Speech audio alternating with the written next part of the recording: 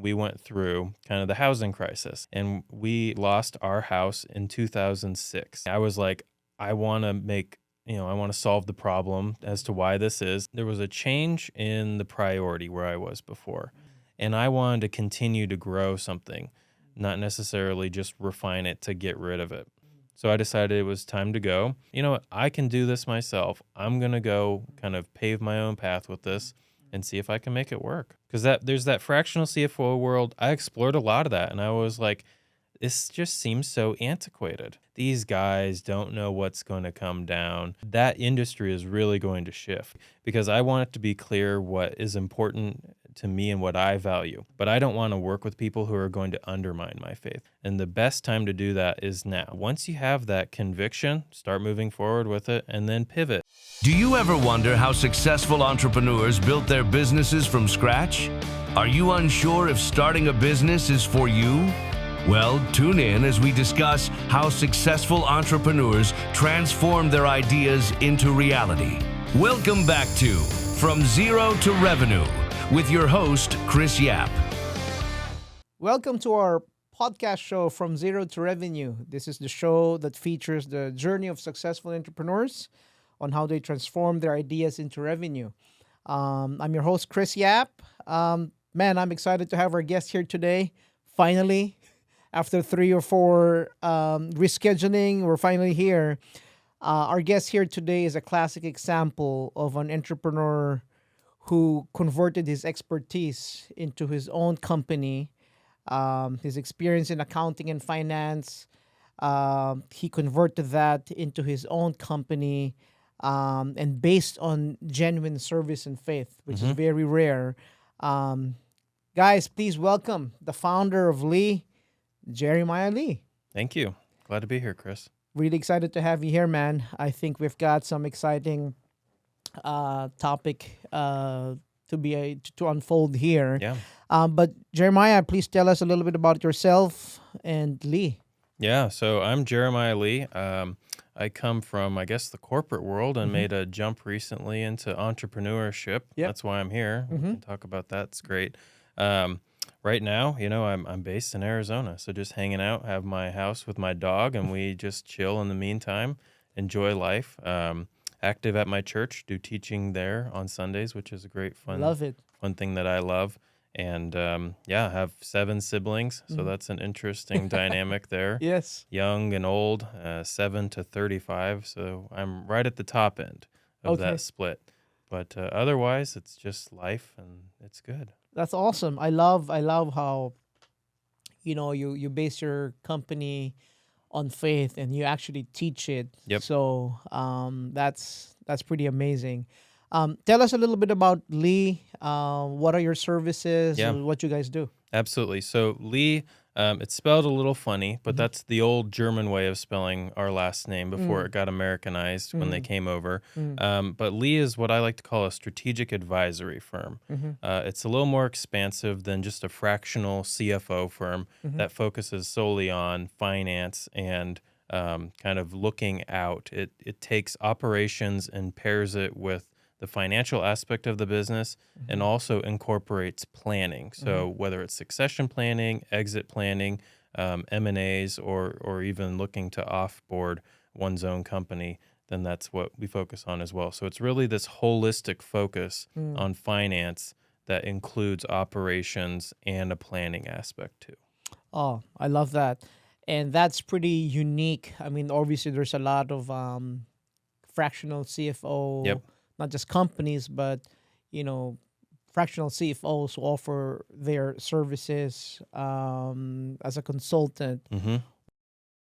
What makes Lee different? What makes you different from the rest? Yeah. So what makes myself, and it's just me right now with Lee, but hoping to grow, and that'll be a great thing. But what makes me different is I have that experience in the corporate world with growing a business and being a part of that journey that went from $1.5 million in revenue to 25 million in revenue when I left. And that was over a 7-year period. So we saw substantial growth. It wasn't just, here's what you have, kind of conform to it. It was really, let's make make it up as we go and learn and make some mistakes, but also learn a lot of good lessons of here's what we need to do for finance with policy. Here's how we need to plan. And then there's the operational aspect of it too, because I didn't just oversee the finance and accounting. I oversaw a lot of the back end operations of that business. So there's really that marrying of, the finance, the numbers to it, and then what it practically looks like on the business side. I love how you marry finance with operations, because typically finance and operations, they fight against each other. Yep, all the time. All the time. But I love the fact that you embrace both. And I really think that, as a business owner, that really allowed me to grow. I had a CFO before, kind of like head of finance, Yeah. who was like that. And now my CFO, she embraces operations. And so she understands the story of finance and why it's the way it is, Yeah. because she embraces the story of operations as well. And I think without you doing that, you'll never understand like why the business is operating the way it is. And if you don't understand how it's operating right now, there's no way you can create forecast accurately. I mean, any CFO can create cash flow Yep. forecast, but if you don't understand operation, that will never be accurate. No, not So at all. I love the fact that you're different as far as you embrace that. What have your prospects been saying about that when you tell them, hey, this is our differentiator, we marry finance Yeah. with operations? What are the feedback you're getting from your prospects right now, or our clients? Yeah. A lot of good feedback. It really is that difference between what is traditionally found in the marketplace right now with fractional CFOs who are, they're really focused on how many hours a week are they going to give you their time. Yeah. And what really differentiates myself is it's a partnership. It isn't just, I come in and I help for a short amount of time while you grow to get to the scale of needing a CFO. It's a partnership that can last and grow in service longer than that. So it isn't just me parking myself into a corner being like, let me help you while you're growing a little bit. And then when you're ready, just dump me. It's let me bring my expertise so we can grow this business together.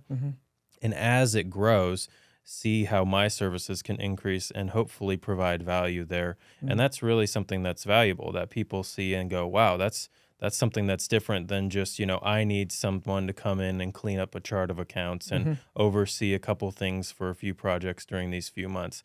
I really am looking for partnerships because I want to see growth. I love seeing companies grow and I love being a part of that. So I'm not just trying to come in and clean something up or sweep it under the rug. Like, let's make this a long-term partnership. And people love that. It's different. Yeah, and I could really sense the how genuine that concern is, right? A lot of people will just use it as a marketing kind of differentiator, but with you, I've known you for a while. Yeah. And I love that there's that genuine aspect attached to that. So that's amazing. We're gonna kind of step back a little bit. Yep. And kind of talk about your corporate experience just for our audience appreciation, right? When you were growing or being part of that growth, hyper growth stage from 1 million to 25 million a year in 7 years, which by the way, that's insane. Yeah. What were the type of problems that you were solving on a daily, monthly, yearly basis? Yeah, no, that's a great question. A lot of it involved just creating figuring out what was actually needed to run a business that's growing that quickly. So if it's policy, if it's procedure, that stuff's somewhat easy. You can just write it and go look for someone else at what they have in place.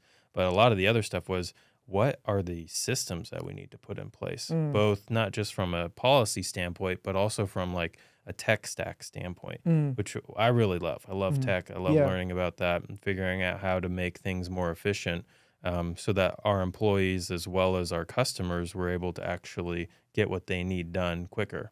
So it was kind of building that out.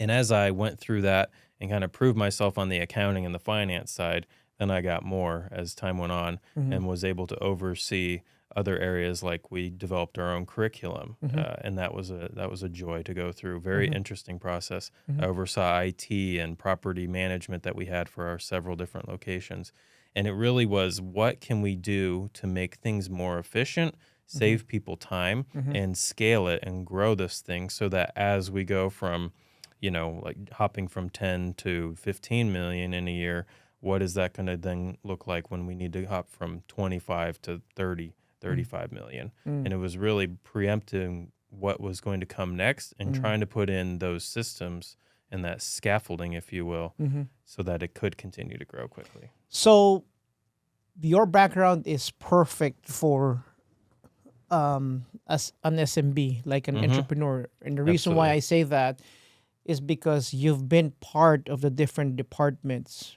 like from the real estate aspect, Mm-hmm. the curriculum. By the way, for the sake of our audience, your background, if you do, I'll tell them Yeah. it's an online school. Mm-hmm. You help grow that online school. So like what I was saying, what's great about you is you were part of operation, you were part of IT, Yep. and then you're able to layer that finance aspect into it. So you really have a deep understanding Mm-hmm. of every department of the company. It's not like you're just focused in your own little world of finance. Mm-mm. So it's amazing how you had that experience. So I think that experience will resonate among entrepreneurs who want to hire you, Yeah. because you understand the story and you know how to understand. It's not like you're just reading a book, but you know how to read the language that is required, which is Yeah. in business. As an entrepreneur myself, you gotta really roll up your sleeves and like be with me, especially in a company that's on hyper growth. Yep. And that's perfect. And I know you were also involved in potential M&As. Yep. So talk to us a little bit about that. Yeah, absolutely. So we went through two different kind of rounds. One that was kind of preliminary, and then a second that was very extensive at looking at offboarding that business. Mm. And it was pretty intense. Those guys come from the Northeast, and they have their requests and all that stuff, and they connect you with, whoever, Deloitte or whoever's doing their consulting and on the back end. And it's just a real, what I find a fun process to go through and really sift through that information, compile it, and then present a narrative to them who are looking at doing that. And that PE money it's big money, and it's for real. They want to make sure they're getting the right purchase out of what they're spending. And it was just a very intense process, but a very manageable and doable process that I thought. Even though things on our end were a bit of a mess because, in all honesty, they were asking for things that a lot of it we had tracked, just not in as clean of a way as we would have liked because of the growth that we had experienced.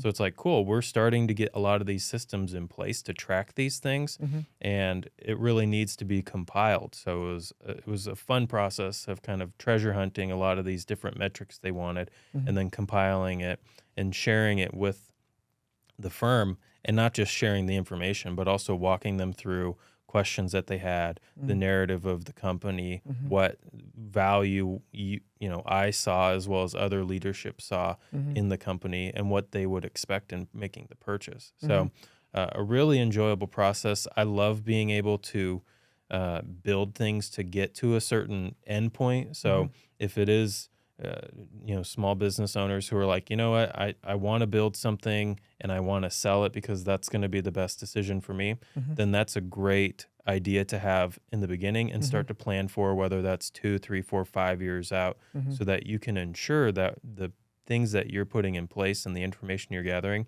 is going to be pertinent when PE money or someone else who's trying to come in and make an acquisition is going to look over what you have. Yeah, and obviously the exit strategy is very important for all business owners. I mean, not just as far as selling it, but as far as you actually removing yourself from day-to-day operation.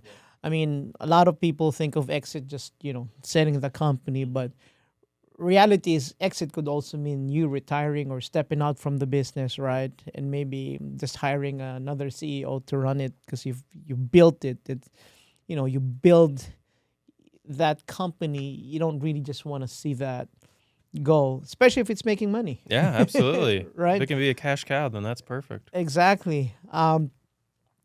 So with your experience, I know in the last few months you've been talking to a lot of clients, Yeah. potential partners. What were some of the key uh, aspects of your differentiator that your prospects or clients are actually liking about? Yeah. No, absolutely. So I think it's two things. The first being just personability, Mm-hmm. not to bash Mm-hmm. CPAs and finance Yeah, types, but I know what you're talking about, though. right, they're not the most. They're kind of like engineers. They Uh-huh. just like the money side as opposed to just the equations and Uh-huh. whatnot. So they're not the most personable people when you're trying to talk to them, Mm-hmm. and that's an important part when making a partnership is being able to go to someone Yes. that you're comfortable with, that you can have a conversation with, Mm-hmm. and when I was at my former job, I oversaw 40 people Mm-hmm. directly and indirectly, Wow. so it really stretched my social abilities, if you will, and Mm-hmm. grew me. Mm-hmm. And I'm a social person, Mm-hmm. but it really is helpful to start to have that level of responsibility for others. Mm-hmm. Then it really pushes you further, and you're able to make connections with other people. Mm-hmm. And that's something that they want, because you're going to have an owner who's going to call you up or send you an email and be like, hey, I just want to pick your brain for a little bit. Mm-hmm. You got to be able to play in the conversation, kind of a deal, not just be like, well, get to the point, come on, man, we're on the clock, kind of a deal. Yeah. So that's the first one. And then the second part really is just being able to have a service that's affordable but robust, Mm. providing something that they need in areas that of service that they need. And maybe it isn't all going to be immediately realized in the beginning, because there's a Mm-hmm. lot of cleanup that usually needs to happen, Mm-hmm. and diagnosis and whatnot. But it isn't just, all right, you're going to get in and you need this tier one kind of a thing, and you're going to get bamboozled to be like, oh, well, 3 months in, well, we need to hop you up to the next tier and it's Mm-hmm. twice as expensive or whatever. Mm-hmm. No, let's make a plan as to what that initial onboarding looks like and how long we can expect to be on this certain level of service before we need to move up. Mm-hmm. And move up not just because it's a necessity of there being more work Mm-hmm. that wasn't necessarily seen. It's out of a necessity of growth. Mm-hmm. It's time to take it to the next step, because we came on and you were at 1.5 million, and now you're at 5.5 million, Mm-hmm. and that just requires a lot more service, Mm-hmm. because your team's growing, what you're doing is growing, Mm-hmm. and let's kick up the services so you can grow even more. That's awesome. I love that. Um, what made you decide to choose accounting and become a CPA as a profession? Yeah. Especially in today's world where it's not the sexiest, we know that, No, right? not at all. But so to me, and I took up accountancy as in college, so Yeah. accounting is very close to my heart, and I grew up with in a family of accountants. Um, what made you decide to choose that path? Yeah, absolutely. It's a great question. I chose that path before Ben Affleck decided to do The Accountant and The Accountant too. Okay. So, and he's not the sexiest man, that's for Yeah. sure. And that is definitely not accounting, but that's okay. Yeah. It's a fun film. But what made me choose accounting, it goes back to my childhood, really. And that was when I was young, around late elementary, middle school age, we went through kind of the housing crisis, and we were on the front end of that. And my parents had lost our house in 2006. So it was before kind of the big recession and whatnot that happened in 07 and 08. So we were really on the front end of that. And being me, I was like, I want to solve the problem as to why this is. And I want to prepare myself too, so that I don't go through the same issues that my parents did. And you know what? They learned from their mistakes, and they have really done well financially now, and taken into account what happened then and why things happened up to that point. But for me, it was what can I do to understand money? And I thought, well, money in a business, and I want to be in business, it comes from accounting. And if you can't understand accounting, then you're not really going to understand money well, especially for business. But there's also a lot of personal application to that. So when I went to college, I had a passion, which was history. So I was able to major in that, but I knew that I had to pay the bills somehow. So I went after accounting, did that, and then took my CPA exams and got through that whole process and worked from there, and then finished my MBA just earlier this year to kind of add on top of that. Wow. So love education. That's something that I absolutely enjoy doing, but really just those formidable years of childhood guiding me to that point. And also my father did taxes, so I was like, well, maybe I should do taxes because his mother did taxes and her father did taxes. So kind of there was this long line of taxes and accounting, and it just really interested me, and I love numbers, and it just really fascinated me. So that's kind of the journey to somehow I got here. I love it. That's amazing. There's so much to unpack there, Yeah. right? But I think the first question that I want to ask based on that is, how do you incorporate that? So obviously you have that passion, you have that, meaningful purpose. You want to solve that like finance, money Yeah. problem, right? How do you incorporate your faith with that? Because Yeah. I know faith is very big. Obviously, you teach in your church, but I know in when you set up this business, you were very clear that part of the foundation of that was genuine service and faith. Absolutely. How were you able to marry those two together? That's such a great question. So, yeah, faith is super important to me, and I've built this business so that it's very clear. If you go on my website and you're looking at the About Us and you go, wow, there's a statement of faith that this guy has. Yeah. Well, yeah, absolutely, because I want it to be clear what is important to me and what I value. And that doesn't mean that I don't partner with people who don't have faith or who have a different faith, but I don't want to work with people who are going to undermine my faith, if that makes sense. Yes. So that's really important to me. And that also helps me to target and work with individuals of like mind, but also to help individuals who have businesses that are mission oriented. Maybe it isn't necessarily a faith-driven business like a nonprofit or a church, but someone who has values that he wants to purvey through his business. Well, I come from the lens of having faith, right?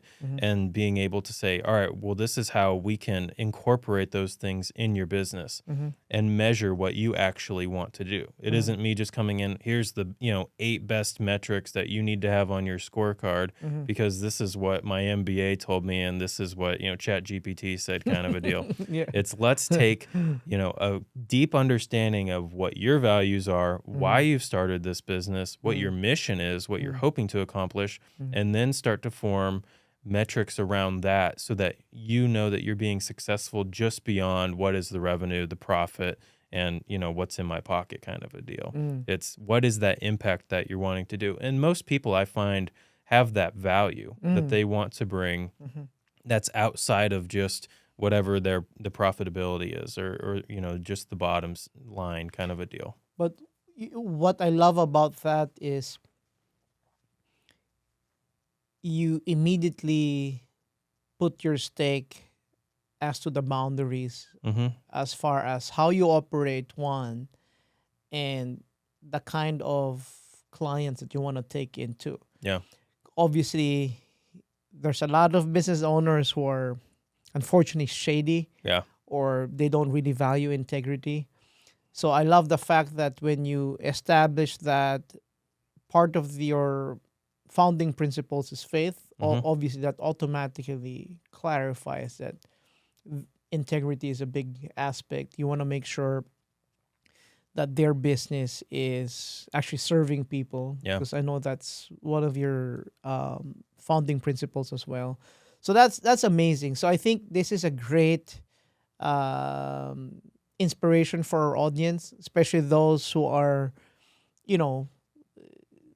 trying to differentiate themselves without using faith as a marketing gimmick. Yep. Because you can easily tell if it's a gimmick or if it's genuine, right? Hmm. But I know you, I know your dad, I know your background, so Yeah. it's very organic. Um, that's amazing that you're able to marry that principle with your business. I think that's very cool. That's very important. Now, when you were growing up, obviously you saw the family stress, losing your home and whatnot. Did you ever dream of becoming an entrepreneur or being a business owner? Or were you just focused on, I just want to stick to corporate and be an accountant? Yeah, no, that's a really good question. When I was in middle school and in high school, I was like, I got to prep for what's next in life, kind of a deal, and how I'm going to get there.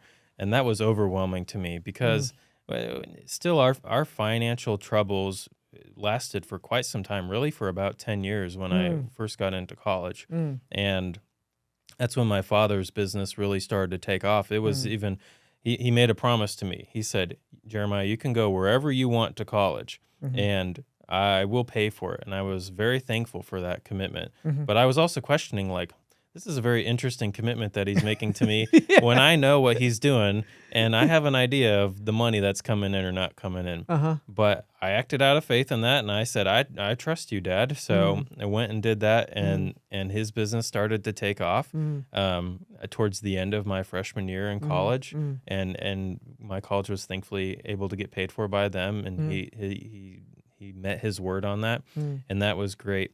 But as I was thinking about that up to that time as to what I wanted to do next, it really was, I kind of want something safe where I can go in and mm, and mm, work with something that's already been built. Maybe that I can climb the ladder mhm, in the corporate world if it's for like a large multinational company, mhm, because I love to travel mhm, and I love learning about new cultures. So that really excited me. mm. And cars were cool at the time too. So I was like, man, if I could work for like Mercedes or Yeah. GM or Uh-huh. something like that, that'd be Right. so neat. Uh-huh. But as I got into college and then into the work world, I was really like, I have my own ideas. Mm, I really want to make an impact in my own way. And I think entrepreneurship is a great way to do that. But it is a risk you got to take, right? You got to 100%. jump out and you got to put in the work yourself. So that um uh kind of takes me to the next question of what made you decide to jump into that entrepreneurship? Yeah. That's a great question. It was really there was a change in the priority where I was before. There was a lot of growth, and I could see that that growth was coming to an end.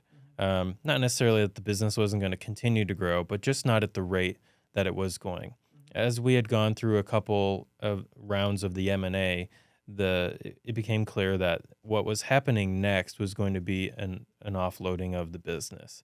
And I wanted to continue to grow something, not necessarily just refine it to get rid of it. So it really came down to a conversation of what's next, Do I stay or do I go and try to pursue something else? So I decided it was time to go and look for something else. And in that process of trying to find what that something else was, it really came out to, well, I want to help people. I want to help businesses grow. And I want to kind of get that high, if you will, of seeing businesses continue to grow and really impacting that and bringing my expertise, but not just hitching my wagon to one, I guess, Mm. trainer, if you will. So the purpose is obviously very powerful, right? But you could have easily decided to work for an accounting Yep. firm. There's so many here in the valley, but you decided to set up your own. What was the major prompt for that decision? The prompt was doing something that I wanted to do, Mm. something that I In your actually own enjoyed way. in my own way. Perfect. Because there's that fractional CFO world. I explored a lot of that, and I Mm. was like, this just seems so antiquated. Mm. And with the advent of new technology with AI and with Uh-huh. all this other stuff coming, I'm like, these guys don't know what's going to come down, Mm. And thankfully, maybe for them, a lot of them are retired CFOs or towards the Yes. end of their career. Mm-hmm. They got silver hair, and that's okay. They're Mm-hmm. still trailblazing forward. Mm-hmm. But that industry is really going to shift It soon. is. It is. Absolutely. And I wanted to be on kind of the cutting edge of that. So that's why I said, you know what, I can do this myself. I'm Mm. going to go Mm-hmm. kind of pave my own path with Mm-hmm. this Mm. and see if I can make it work. Yeah. No, and see, so now you've got like the Holy Trinity, so to speak, right? You've got your faith based as a principle when you founded this, Yep.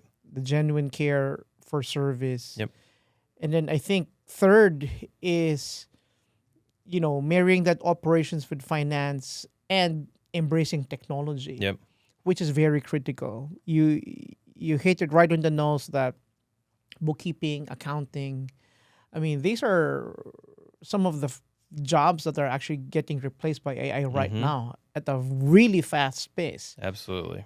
And what's unfortunate is there's a lot of people who are not able to adapt. I Mm-mm. think if you're not using AI right now, you're way behind already. Mm-hmm. You should be at the pace right now where you're enhancing the use of AI, which we're kind of doing that.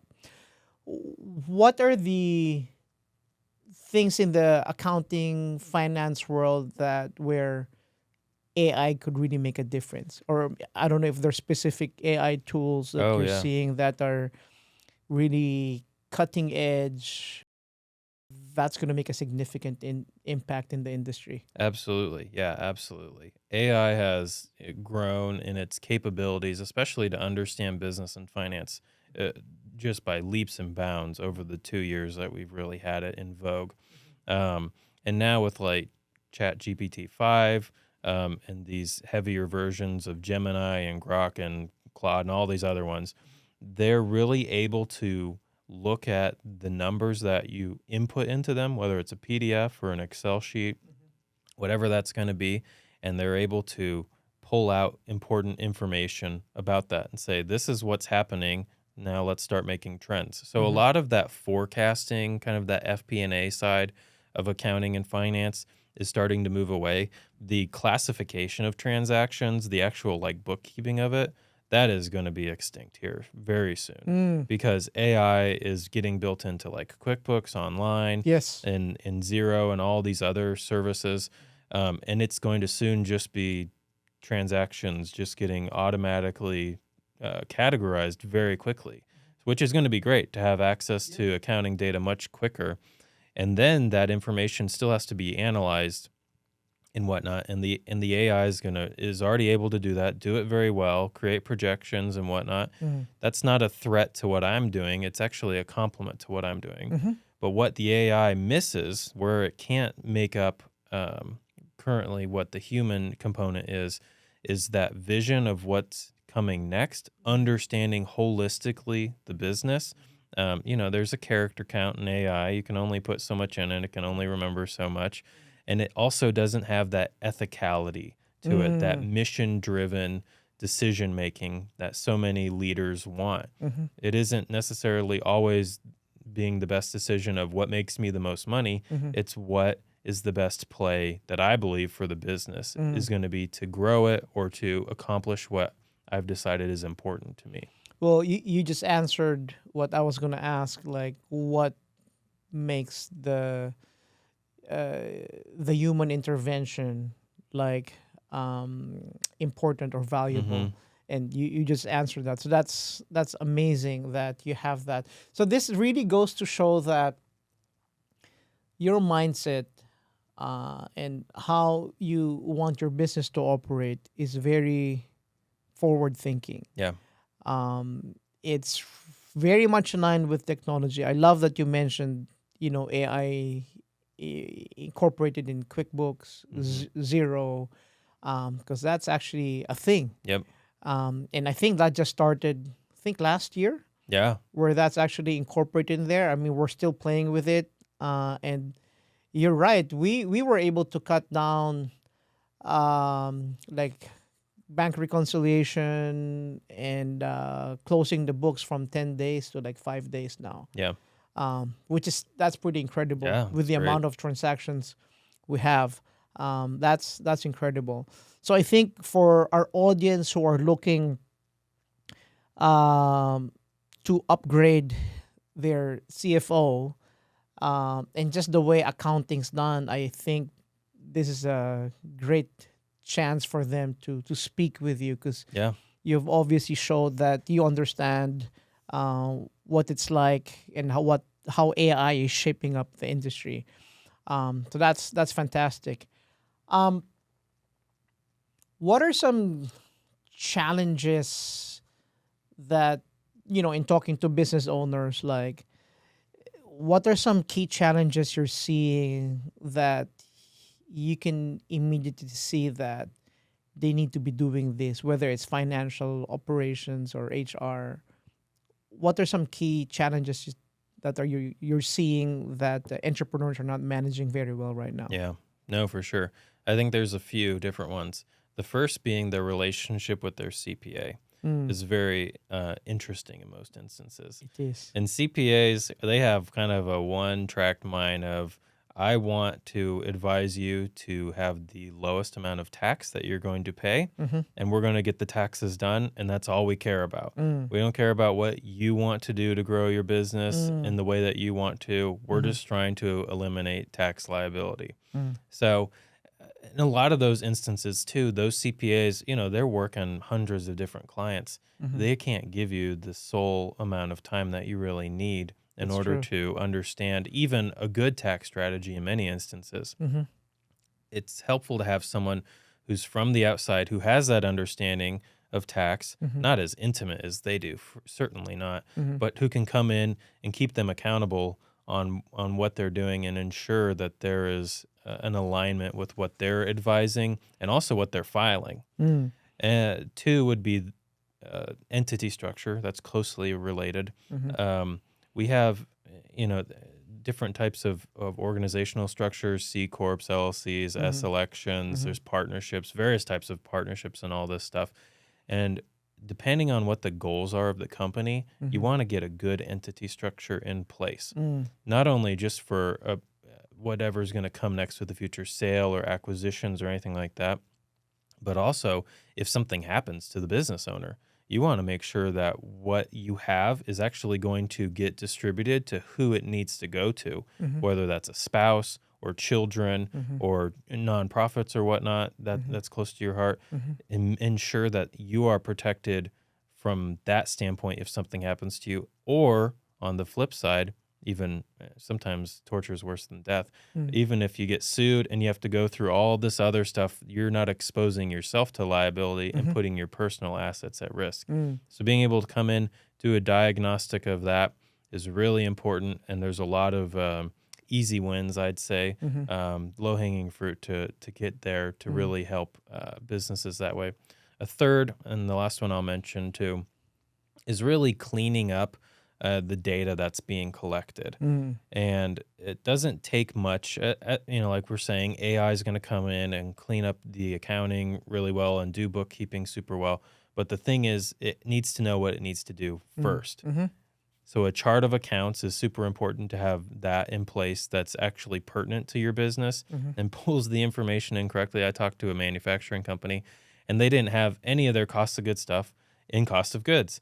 They actually had it all below the line separated out. So Mm, he's like, "Oh, I have great margins on the mm, things that I'm making." And I'm mm-hmm. like, "Well, you don't even know what your labor's costing you to make this thing. So how do you know that? You got to clean up your chart of accounts and start putting things in good spots so that you know, oh, maybe you're actually charging too little for what you're doing because your materials actually cost far more Mm, than you thought they were because mm-hmm. it's not being divided up." Mm-hmm. So coming in and making changes that way so that information can be collected well, that's going to be used super soon after, once that's done, to make decisions that are going to be impactful. Mm. And once that information is available, then better decisions can be made. If you don't have information, you're just running off intuition, and that only gets you so far. No, 100%. And that's how a lot of companies run out of cash Hmm. because they don't have the accurate information. Yep. Man, this is amazing. So much to learn in this episode. one is that entrepreneurial journey, and then second, just I learned so much today just on the accounting side of things and on the technology aspect and what business owners are missing. I think for those of you again, our listeners who want to learn more about maybe how they can just improve, right? Yeah. Are you offering like free consultation, like just so you can kind of understand their business and maybe hear out what their pain points and see how, like what are maybe low hanging fruits that can be adjusted or improved there? Are Yep. you offering those kind of like Yeah, just free absolutely. consultation? So I'm happy to meet with anyone. We can do a half an hour to an hour meeting and just kind of dive in quickly, exchange some pleasantries, but let's get in. Let's figure out what's going on with the business from your standpoint. And then just kind of go over a plan of action that I would have. That's all free. That's all inclusive of just going through the process of seeing this is a good fit.